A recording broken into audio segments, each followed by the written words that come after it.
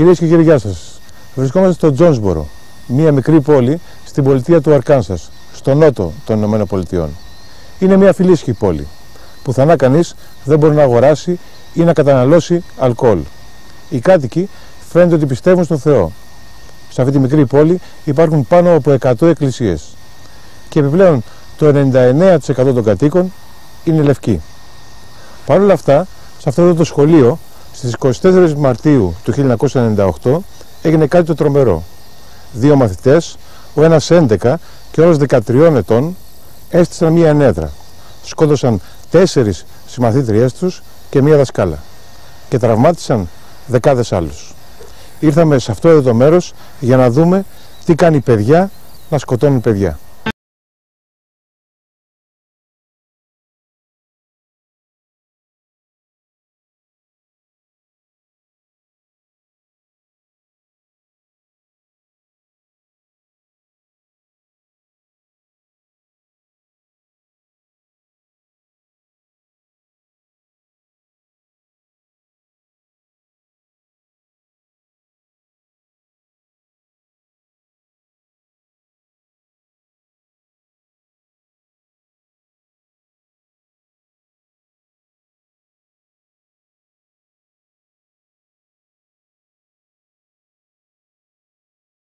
Thank you for coming to Comedy Hour. I'm going to be Brittany Varner, and I will be Venus for I never thought my daughter or any of my children were at risk like this. If I thought, you know, the only way that she could ever be harmed was by being in the wrong place at the wrong time. I certainly didn't think that meant school. Here comes Kung Fu Candy, and this will be Sarah Short. I portrayed my part good. Yeah, my daughter Sarah and Brittany were best friends and had been for quite some years. They were both 11 years old in 6th grade and doing really well, just the best of friends.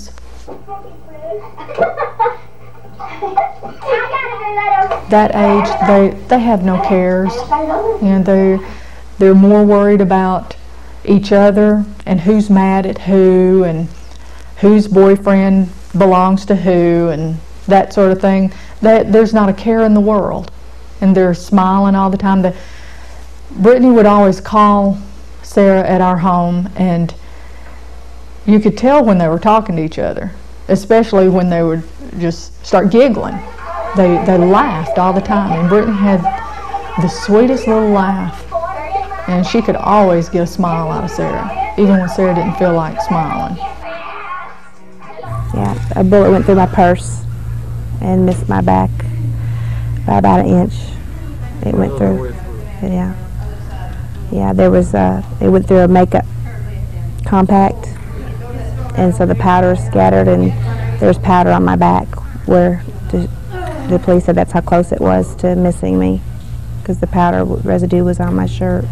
I mean, you've got to start over, and how do you start over? And I think for people to try to tell people, well, you need to just forget this and move on, that's just ridiculous. How can you forget an 11-year-old child? How can you forget what you saw on that playground that day? I get very attached to my students, and I really, really miss those girls, and Shannon, Bo, all of them. They were angels on earth. They're very sweet girls.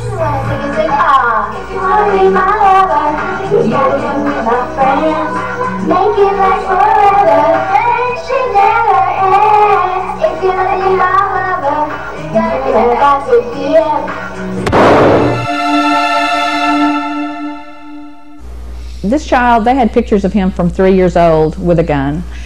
They had been taking him to gun shows since I believe he was 6 years, or to sporting events where he target shot since he was 6 years old, I think is what they're saying. Most of my information comes from what I've read in the paper, and in the beginning the grandfather was almost like proud of this because he was showing the videos and he was talking with all the newspapers about what a great shot Andrew was.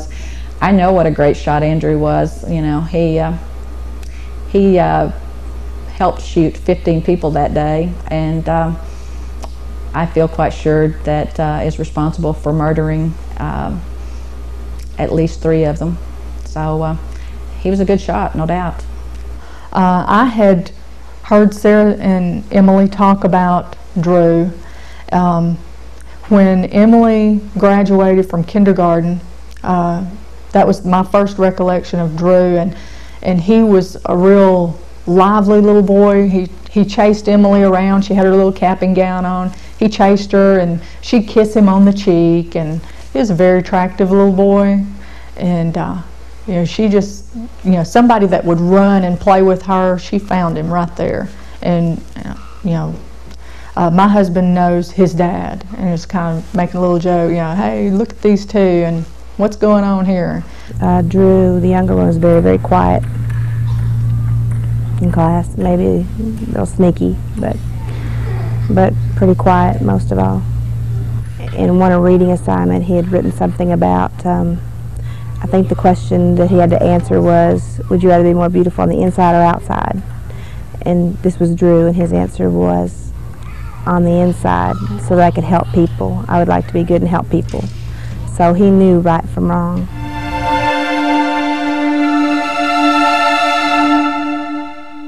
Mitchell was just your average 6th grade boy.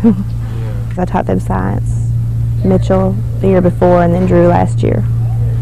Average Mitchell was a B student. He'd get upset if he had anything lower. And Drew was also a C or B student. So they were just average students, not the highest or not the lowest. We went and talked with his principal. She said that they were not any problem, you know, that they were just average boys. They had good grades. They were good students. She said they were never in trouble any more than any other student would be in trouble. She said that there was nothing to indicate that they were capable of doing something like that. Mitchell Johnson actually went to church where Brittany went to church a few times. Brittany's minister said that that Mitchell went to the front and prayed, and you know, that they prayed with him, and he prayed for forgiveness and to become a Christian, you know, several times, you know, 2 or 3 times that this happened. And then he attended Central Baptist Church, which is a large church here in Jonesboro. The youth minister there said that, you know, Mitchell was very polite, very nice boy, that he had prayed with him before, you know, because Mitchell wanted to accept Jesus, wanted to be a Christian. For a few Wednesdays and Sundays he was here, and appeared to be a very normal 13-year-old boy, and just like anyone else in the 7th grade or 8th grade at that time. Both the boys rode the school bus with my girls, and like I said, I had not heard anything about Mitchell before. Sarah was assigned seats with Drew, and you know, she would tell me, you know, he was in a funny kind of way picking on her. You know, boys and girls at that age, it's hard to tell by the tone of their voice and what they say if they hate each other, if they love each other, if they can't stand to be in the same room with each other, or what. And I knew that Sarah thought he was extremely mean to animals, and that hurt her because she is so tender-hearted. That bothered her. She'd come in and talk to me, do you know what he did to this cat? And she would tell stories that, you know, you can't imagine how somebody could hurt an animal in these particular kinds of ways. It's made more common to people like us now that if you know somebody can abuse animals like that, that the next thing they do is abuse people. You have a lot of students now that are coming forward and saying, well, even at Christmas they were saying they were going to do this, they were planning to do this. I knew about it. They were saying that 3 days before. If Brittany had come home and said, Mom, Andrew Golden says he's coming to school tomorrow and shoot people, we wouldn't have believed it. We would have said, he's just telling wild tales. He's not going to do that, because he's an 11-year-old child. After the incident, we did learn that he and Andrew began to talk about their plan, and had indicated that something very bad was going to happen. However, most teenagers did not take that seriously, because you know, there's all kinds of banter and little verbal macho threats that teenagers make that you just dismiss, or children make that you dismiss as folly. But they were serious, and so that is a lesson we learned. Jesus taught us an example that the best way that we can learn servanthood is to serve our communities and serve one another.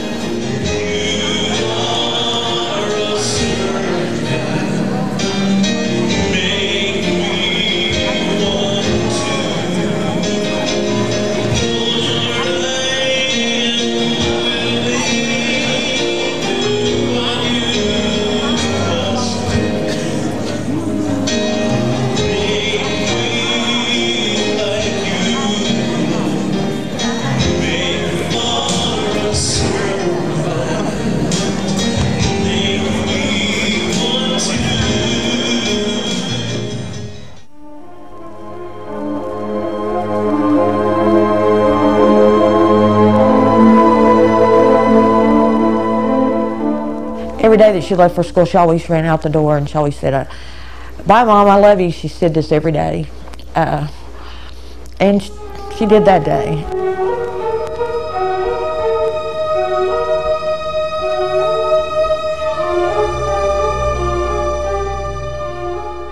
It's just a day like any other day. You're getting them ready for school, and you send them out the door, tell them I'll see you later, give them a kiss on the cheek, and everything's fine. I think they planned to kill little girls. I think they planned to shoot that particular class, or those particular classes, because they were not at school that morning.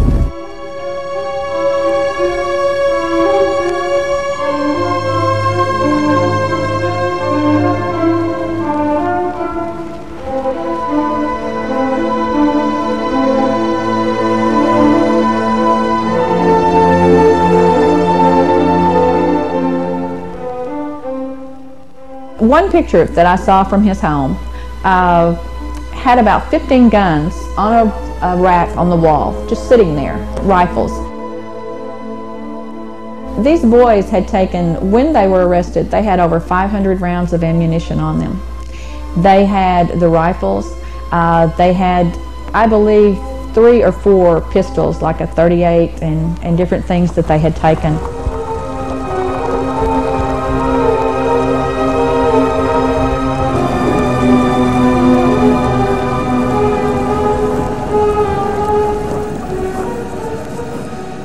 They drove to the spot where they hid the van, then they went to the area where they shot the students from. It was during lunchtime, and the students were all, they were out for lunch. They were outside the school building. When the bell rang and the students went back into the classroom, Andrew Golden went in as the students went in. And so no one paid attention to him that he was just now getting to school. They probably wouldn't have anyway, because they would have just thought, well, he missed this morning, but he's coming to school this afternoon. So he went down the hall, pulled the fire alarm, exited the building. When the alarm went off, it was my planning period, so I didn't have any students, and I almost didn't go out. I thought, well, I'll just stay in my room and work. I thought, well, I better go out. Some of the students saw him pull it and told the teacher that he had pulled the fire alarm. They still had to exit the building. So I went to the door, and my daughter's in the same building. She's in 7th grade, and some of her friends were coming from the music class next door, and I walked out with them.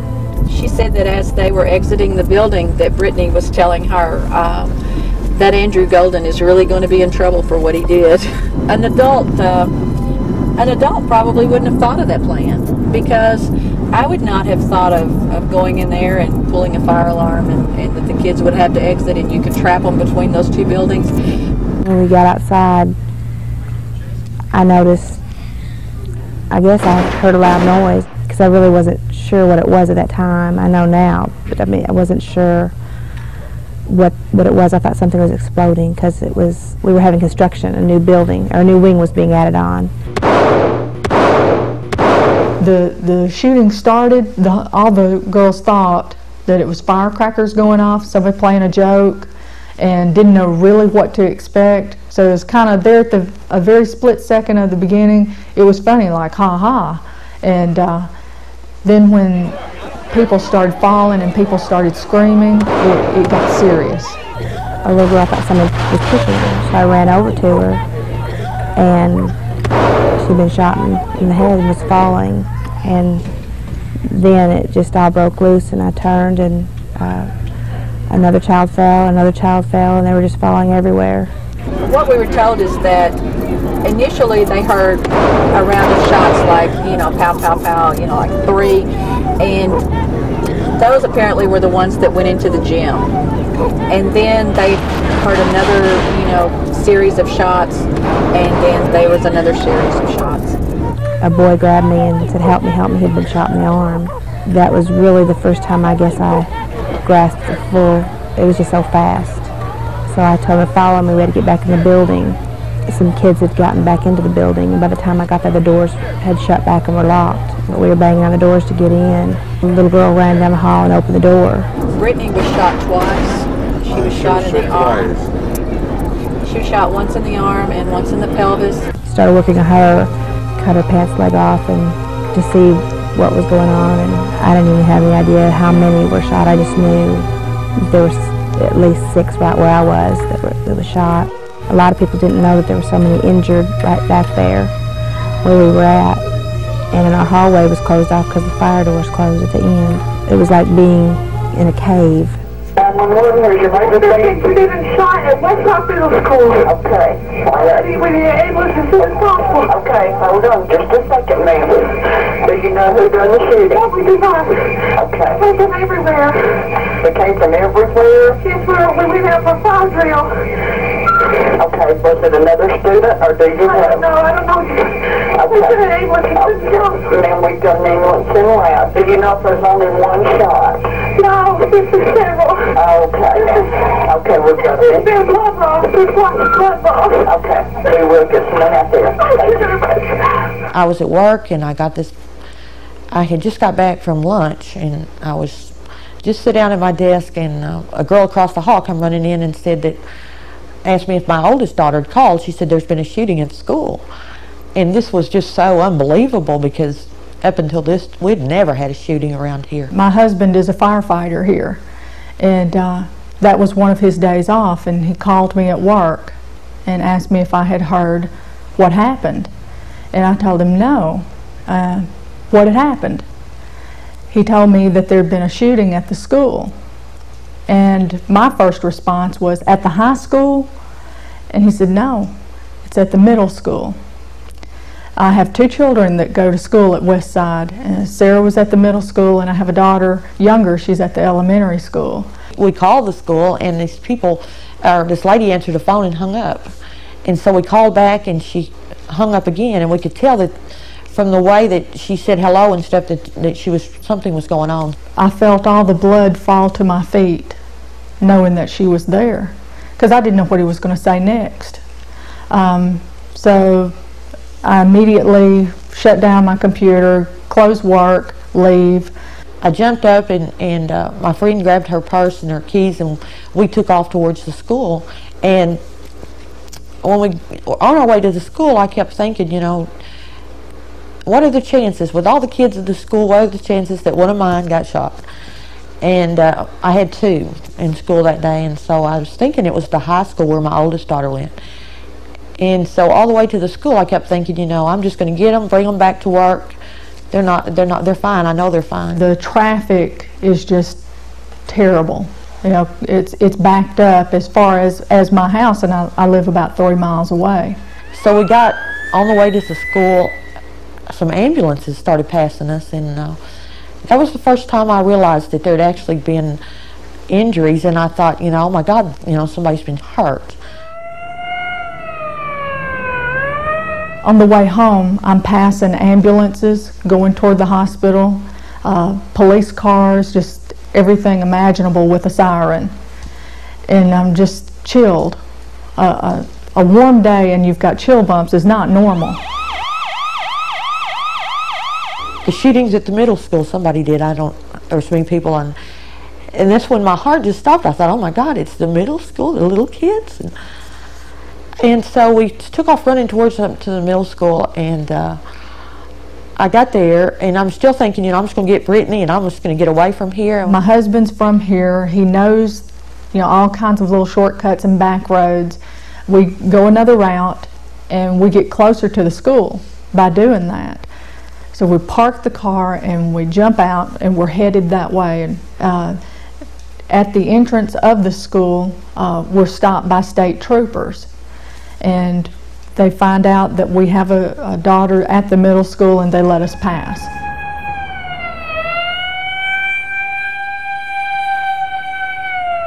When I got there to the school, one of the teachers saw me, and she said, I think you need to sit down. And I was like, and she was standing there holding this cloth in her hand, and she was going, just sit down. She was trying to make me sit down here on the curb, and I kept telling her, no, I just want, where's Brittany? And she was going, she's been shot. But she's fine. She's fine. She's not hurt very bad. You know, she's going to be all right. She's at St. Bernard's. And my husband and myself go down to the middle school. I'm directed into the gym, and I'm searching frantically. People tell me she's all right, but you just don't know. You know, what kind of all right are you talking about? You know, is there just an injury that won't kill her, or is she perfectly okay? No, she said they'd taken her in the ambulance, and I was going, which hospital? And she was like, I'm not sure. So everybody was trying to figure out which hospital they'd taken Brittany to, and it just seems like everything was just chaotic. I can't find her, and I'm starting to really go into hysteria.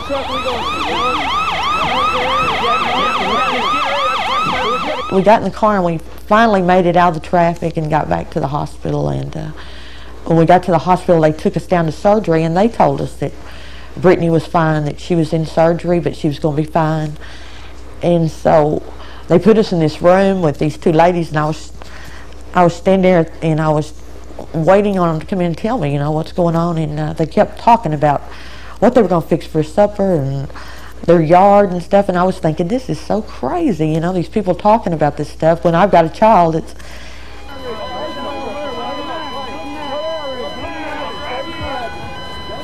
a little boy saw me, and it's like our eyes got to each other, and he said, she's over there. And I had walked past her and didn't even see her. That's the kind of shock you're in. I get to her, and you know, it's just kind of like, I can't hold her close enough. I absolutely just wanted to take her and not ever let her go again. It seemed like, you know, an hour went by, but actually it was only a few minutes before the doctors came in and told us that she hadn't made it. And so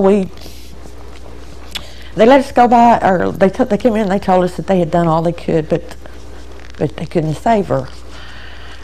And they let us go in and look at her, and that's when, you know, I guess it just seemed so unreal. It just seemed like a shock. It still does. It just didn't seem real.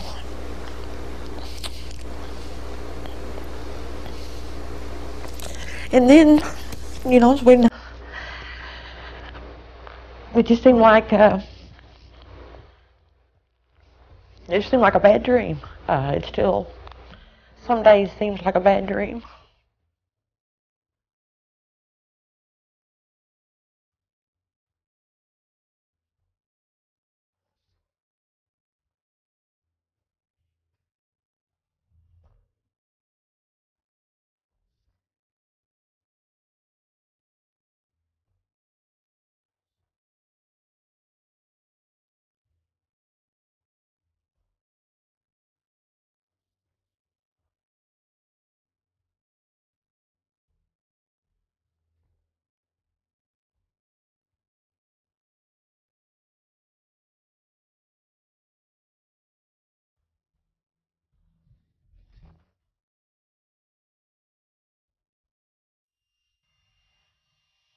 Education personnel that serves districts and counties As a result of that, I served 9 counties in Northeast Arkansas as a school psychology specialist.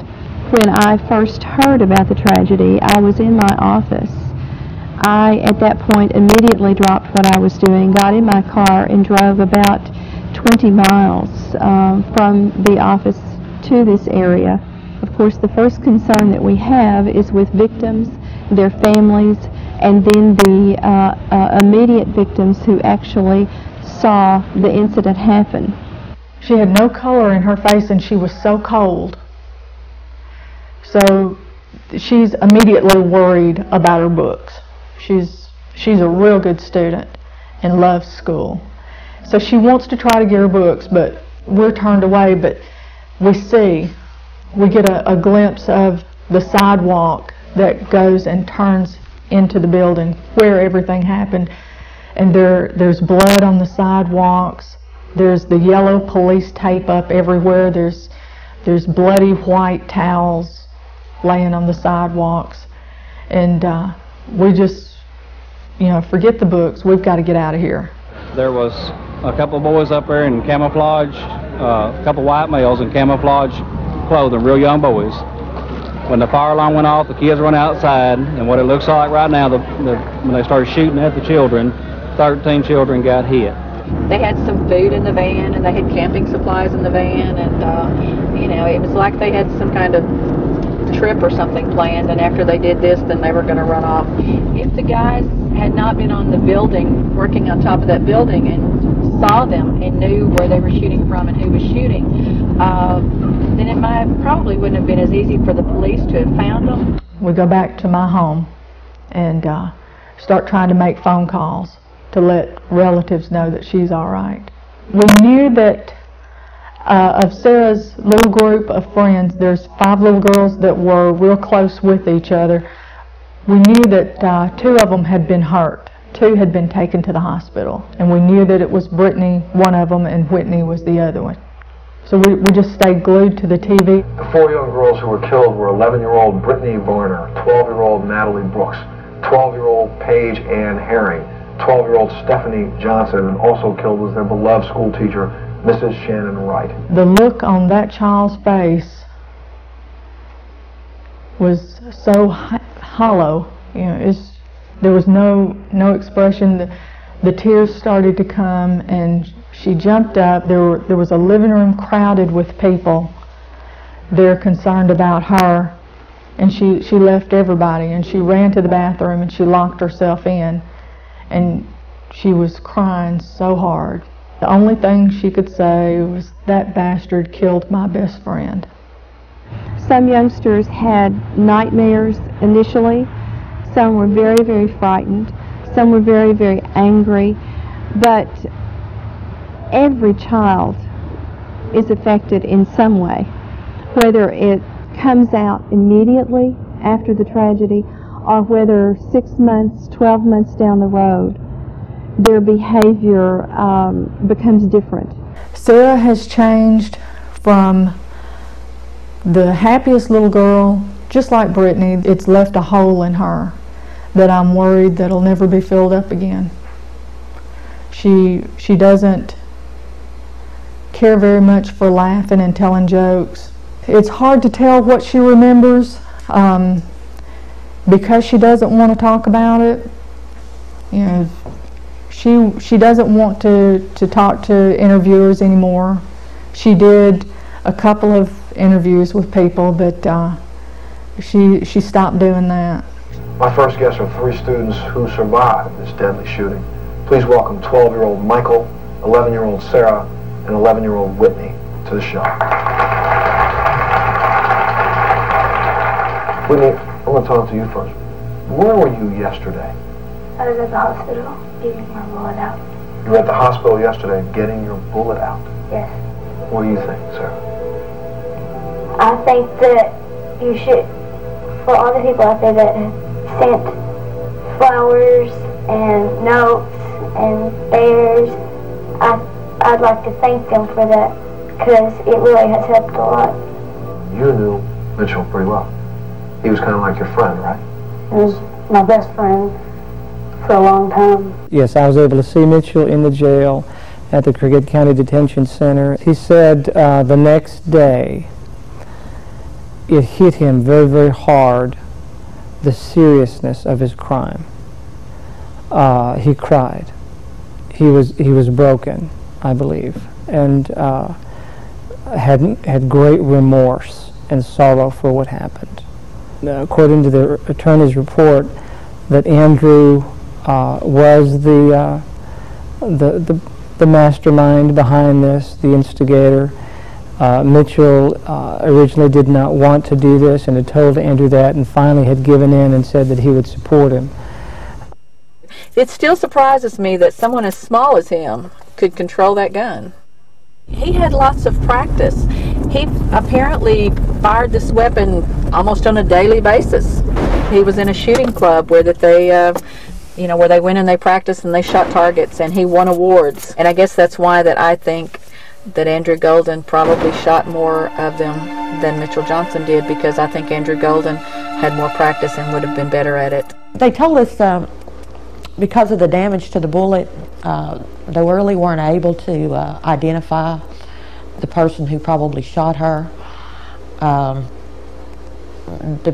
They were only able to retrieve just fragments.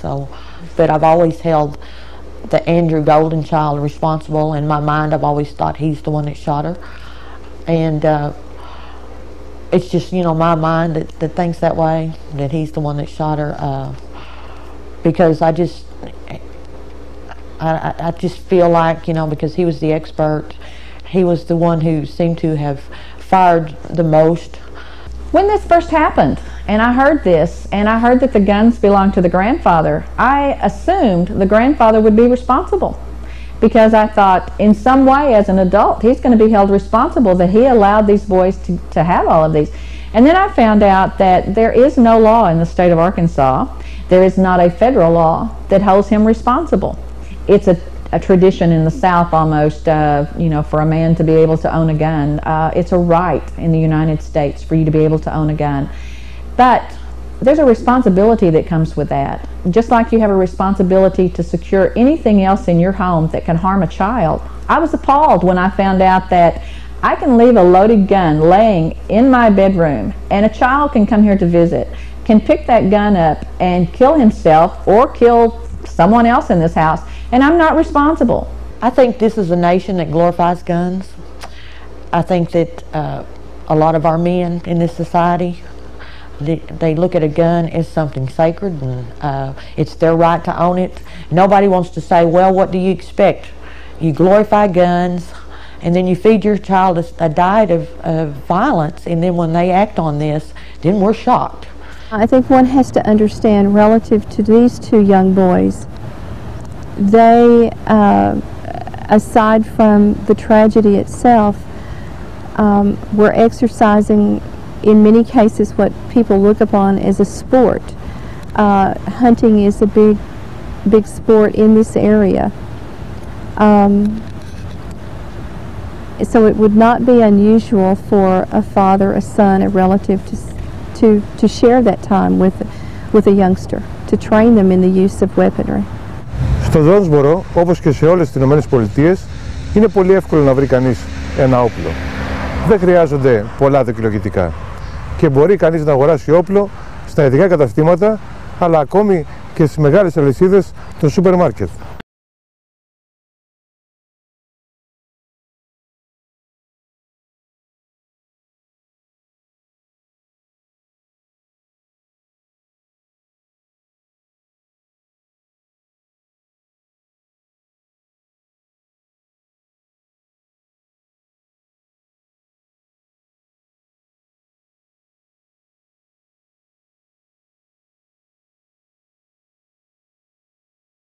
I think that shooting was unprecedented in a number of ways. Well, I'm sure the reasons are very complicated. There are no easy answers as to why a child would be so troubled and so disturbed as to be that violent and direct that violence against his schoolmates. But there is one thing that is very simple and is very clear, and that is that The shooter could never have injured and killed that many people in a few minutes without access to a gun.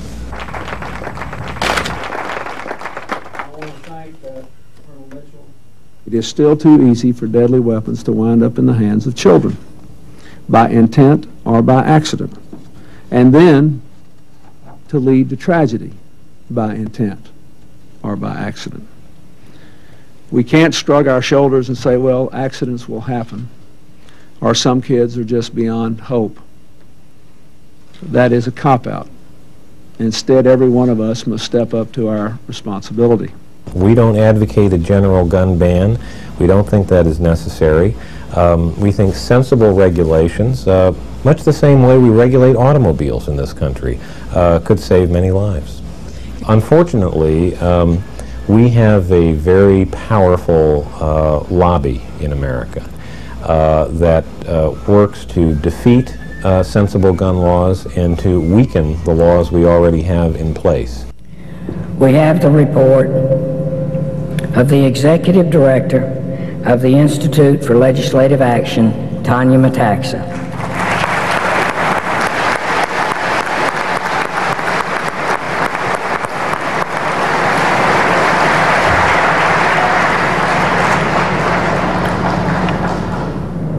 The government executes arbitrary searches and seizures. The government bans the importation of guns. The government targets gunpowder. The government confiscates our guns. Can this be?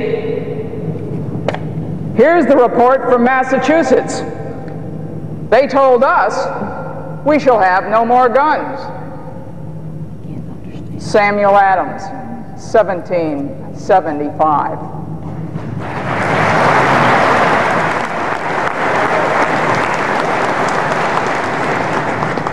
In 1994, President Clinton said, and many of you probably know the quote, "The NRA is the reason the Republicans control the House."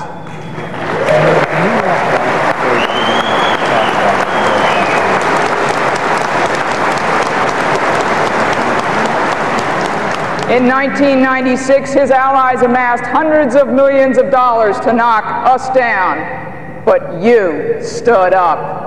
10,000 elections, federal, state, and local, over 80% success, and you did it.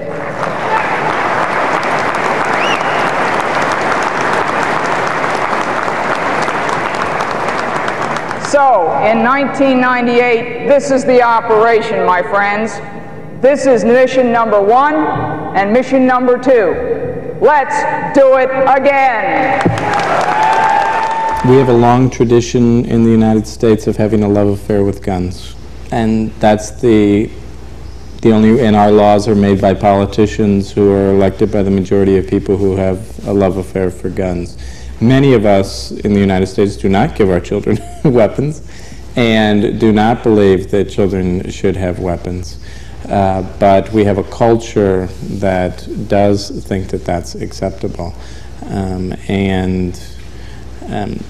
The laws cannot be changed because the politicians, if they took that stance, wouldn't get reelected. There is no question that this child could not have inflicted that much harm with other kinds of weapons like knives or baseball bats or whatever. It is the unique killing power of the gun that enabled him to be a mass killer. I don't think guns are to blame for kids who kill.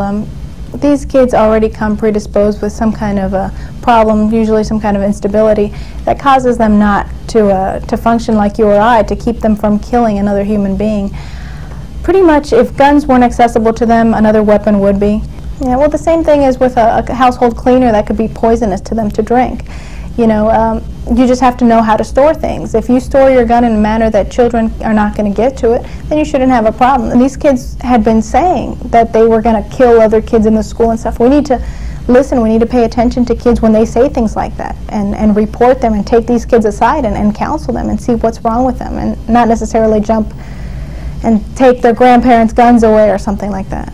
I believe, and I will go to my grave believing, that if Andrew Golden's grandfather had locked those guns away in a safe where Andrew and Mitchell couldn't get them, then my niece would be alive today. Where have all the children gone? Long time passing. Where have all the children gone? Long time ago. Where have all the children gone? Gone to graveyards one by one. Oh, when will we ever learn? Oh, when will we ever learn? I cannot imagine anything that could happen to our family that would be worse than this. The only thing worse would be to lose a child and never know what happened to them, where they were at, who had them, this kind of thing. I can show you the cemetery where Shannon Wright is buried. Shannon Wright's marker is in the shape of an apple because she loved apples. The other students, one of them is buried out close to the school.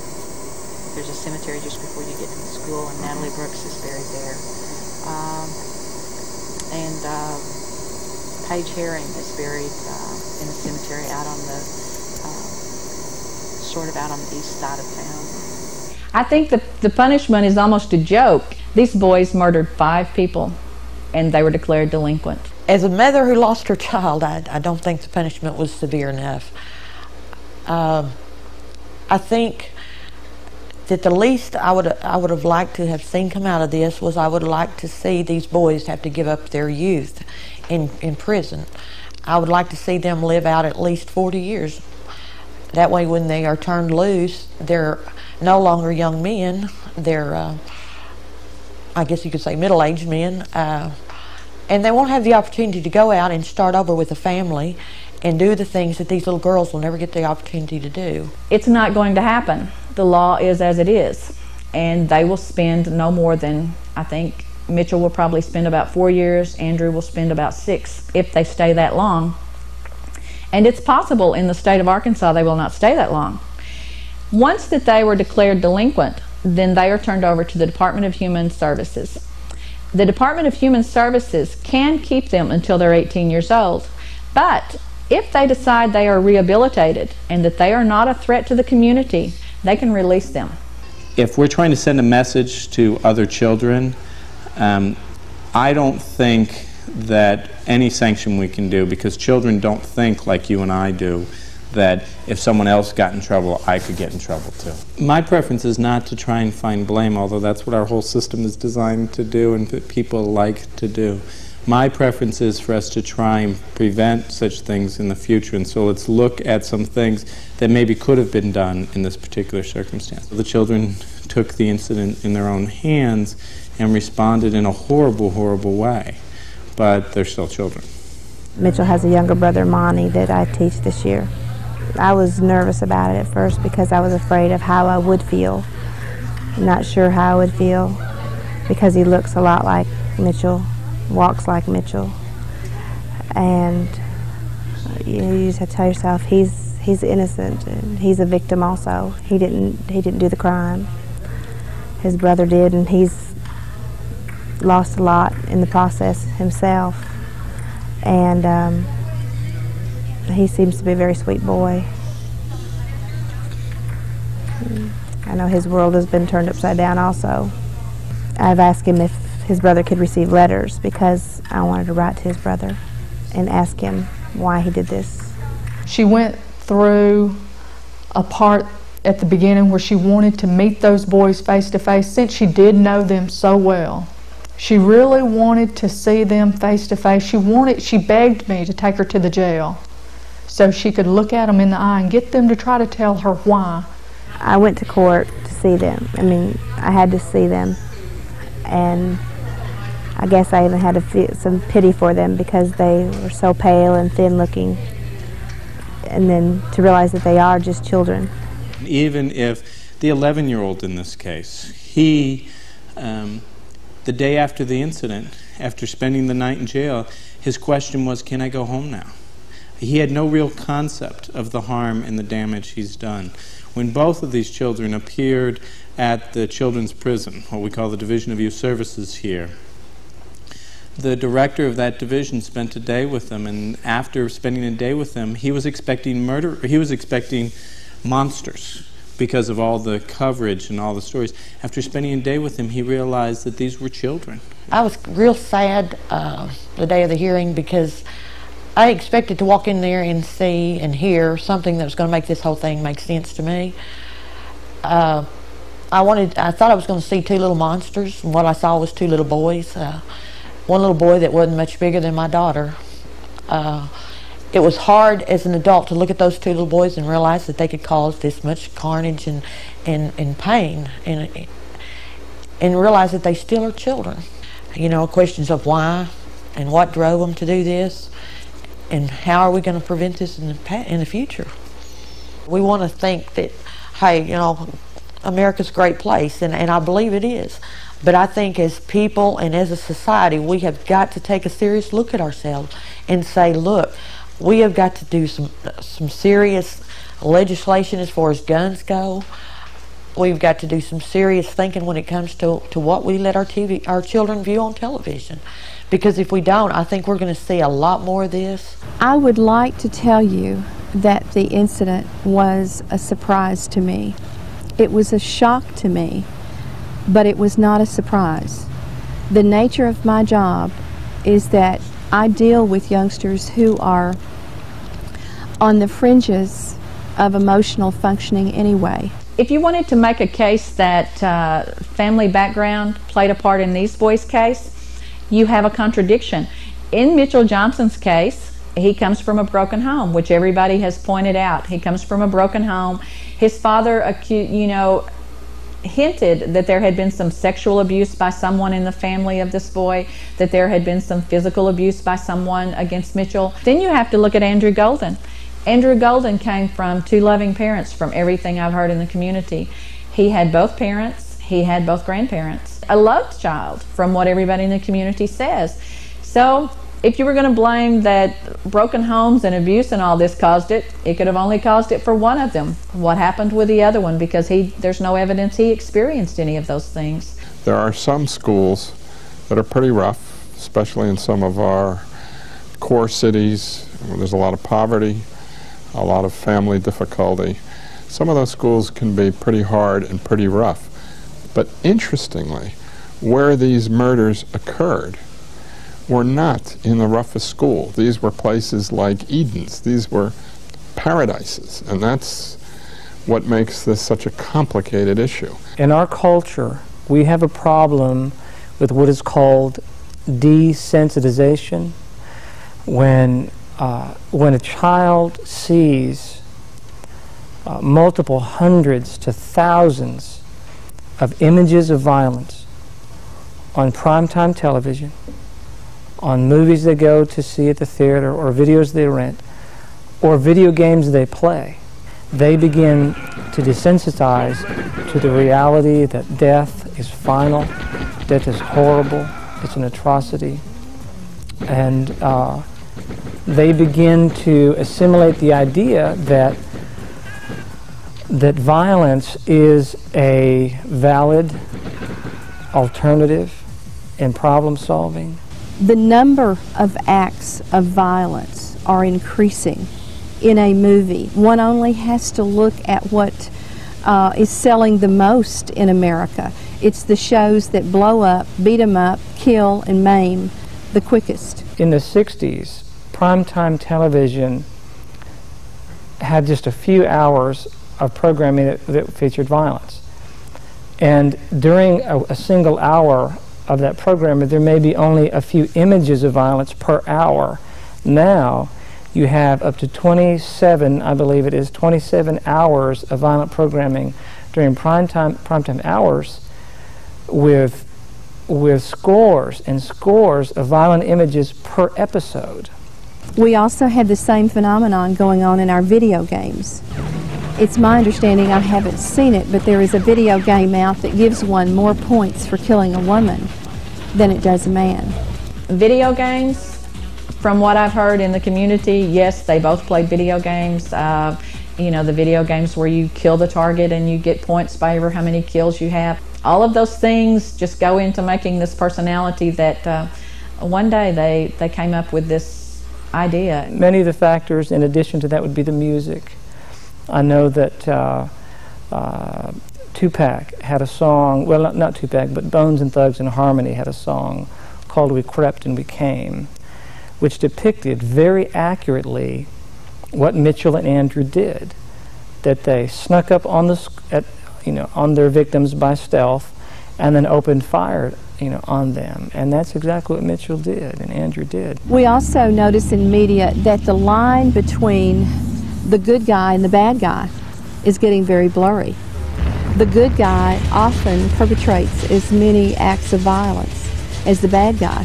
This was not so 20 and 30 years ago. It was much easier to tell which guy was the good guy. My theory is that the presence of constant violence on television, computers, and literature plays a part. But to me, it's less the presence of that violent stuff and more the absence of other stuff. The absence of my parent, the absence of a good school, the absence of a sustaining community. Television has become the babysitter in many incidences. We have a lot of families in America who are one-parent families. These people have to work. There is a time in the afternoon, obviously, when their youngsters get home from school, that someone or something has to entertain them. Oftentimes we find that that is the television. I think also that when youngsters are used to becoming satisfied very quickly, you can get 8 different kinds of meals within a 6 or 10 block area very quickly. One can turn the television clicker to 150 channels very quickly. Life is not solved that quickly. Another problem that comes into play here is the fact that some children do not know how to solve just simple problems, social problems, if you will. And if they do not have good patterns of watching their parents solve problems, then they're not going to automatically be able to do this when they come in contact in a social situation, for example, in school. We have raised a generation of children that can kill, and they are desensitized to it. This is not the first time this has happened in the United States, and sadly to say, it's not going to be the last. That's my greatest fear. I don't know that, I don't know if it'll ever happen again at that school. Do I think it's ever going to do I think it'll happen again this year? Oh, I would almost bet money on it that it will.